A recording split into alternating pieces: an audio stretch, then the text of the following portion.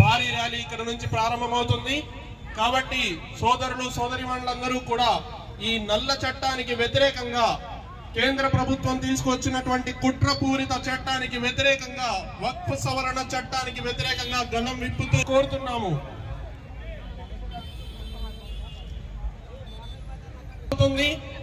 అందరూ కూడా చుట్టుపక్కల ఉన్నటువంటి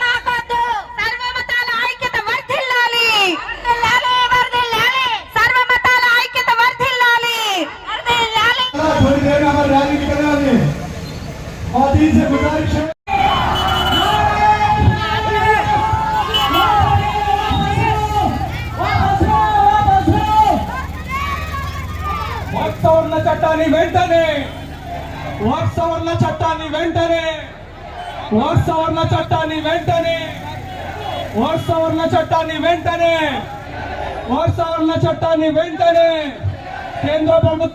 కేంద్ర ప్రభుత్వం వక్ఫ్ సవరణ చట్టాన్ని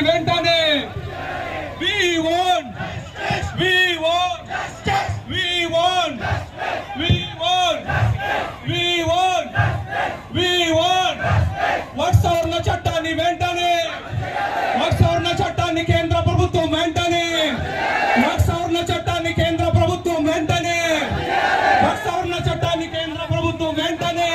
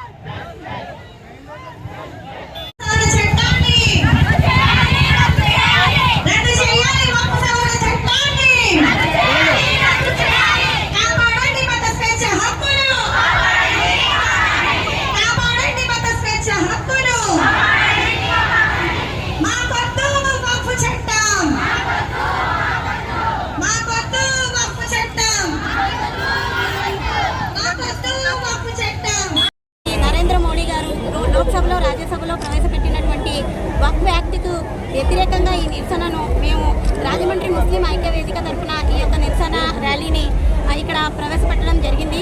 అయితే ఏదైతే వక్ఫ్ యాక్ట్ను 2020 బిల్లు పేరుతో రాజ్యసభలో లోక్సభలో ప్రవేశపెట్టి దాంట్లో గెలిపించుకోవడం జరిగిందో దాన్ని వెంటనే రద్దు చేయాలని చెప్పి మేమందరం కూడా ముస్లిం ఐక్య వేదిక రాజమండ్రి మహిళలు పురుషుల తరఫున మేమందరం కూడా గట్టిగా డిమాండ్ చేస్తున్నాం.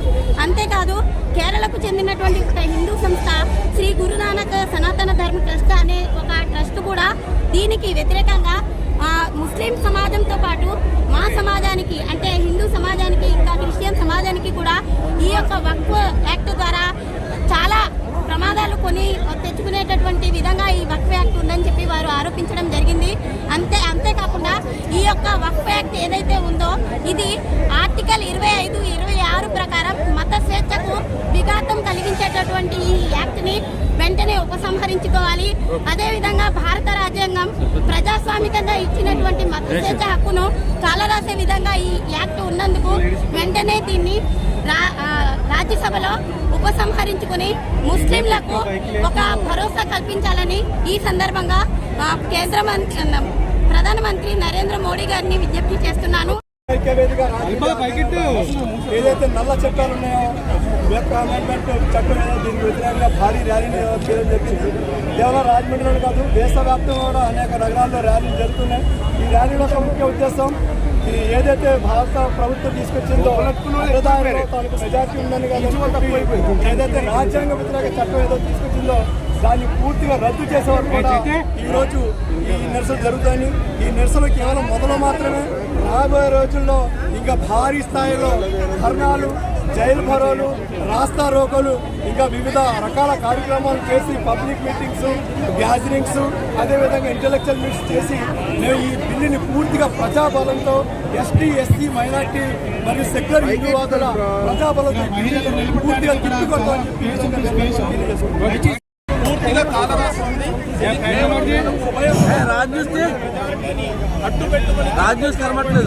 చట్టం ఇది. బాబు డ్రైవర్ ఎక్కడండి, కొద్దిగా ఎదురు పెట్టండి. సుప్రీం కోర్టులో ఒక్క ప్రశ్నకు కూడా సరిగ్గా సమాధానం ఇప్పటి వరకు ఇవ్వలేనటువంటి పరిస్థితి. కాబట్టి ఇది దేశ రాజ్యాంగాన్ని కాలరాసేందుకు, దేశ రాజ్యాంగం యొక్క విలువలను जरा लेडीज है जेंट्स जरा बाजुक सर के तो अच्छा रहता तो पीछे का आया थे लेडीज के उधर है जेंट्स जरा साइड हो तो अच्छा स्पेस मिलता है जरा धूप भी है. స్ఫూర్తికి విరుద్ధమైనటువంటి చట్టం ఇది. అస్తిత్వాన్ని ప్రశ్నార్థకం చేసే విధంగా ఎన్డీఏ ప్రభుత్వం వచ్చిన తర్వాత వారు తీసుకొచ్చినటువంటి అనేక నల్ల చట్టాల్లో భాగంగానే కంటే కొనసాగింపుగా ఈరోజు కోర్టు సవరణ చట్టం 24ని తీసుకొచ్చి దాన్ని 25లో బిల్లుగా మార్చి 8 లక్షల పైచిలుకు ఉన్నటువంటి భారతదేశంలోని వక్ఫ్ బోర్డు సంబంధించిన భూములను 8 లక్షల పైచిలు ఎకరాల భూములను ప్రభుత్వం స్వాధీనం చేసుకునే ప్రయత్నం కాబట్టి ముస్లిం కూడా మహిళలు, పురుషులు, పిల్లలన్న తేడా లేకుండా ప్రతి ఒక్కరు కూడా నిరసన తెలియజేస్తాం. మా డిమాండ్ ఒకటే, ఆంధ్రప్రదేశ్ రాష్ట్ర అసెంబ్లీలో వక్ఫ్ చట్టానికి వ్యతిరేకంగా తీర్మానం చేయాలి. భారతదేశ పార్లమెంట్లో మరొకసారి పార్లమెంట్ ఏర్పాటు చేసి వక్ఫ్ బిల్లును రద్దు చేయాలి. అంతవరకు కోర్టు ద్వారా, ప్రజా పోరాటాల ద్వారా ప్రజాస్వామ్యవాదులను, సెక్యులర్ వాదులను, మానవతావాదులను, సర్వ మతాల వారిని కలుపుకొని వక్ఫ్ బిల్లుకు వ్యతిరేకంగా పోరాటం చేస్తూనే ఉంటాం. వక్ఫ్ బిల్లు రద్దయ్యే వరకు భారతదేశంలోని ముస్లింల పోరాటం ఆగదు. జై హింద్.